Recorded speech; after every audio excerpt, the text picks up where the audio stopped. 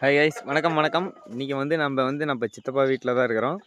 நம்ம கோழிங்களெல்லாம் அப்படியே பாருங்கள். இன்றைக்கி ஒரு சம்பவம் ஆகிப்போச்சு. இங்கே தெரியுது பாருங்கள். இந்த சாவில் நீச்சல் போட்டு இந்த சைடில் தாடி வரும். அந்த தாடி அறுத்து விடலாம் அப்படின்னு சொல்லி போனேன். கையிலேருந்து முட்டிக்கிட்டு ஓடிக்கிட்டேன்.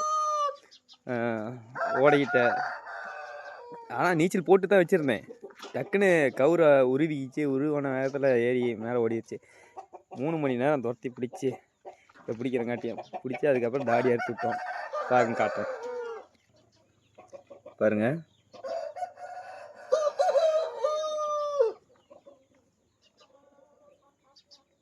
தெரியுதுங்களா? இந்த சைடில் தாடி இருக்கும், இப்போ தாடி இல்லை.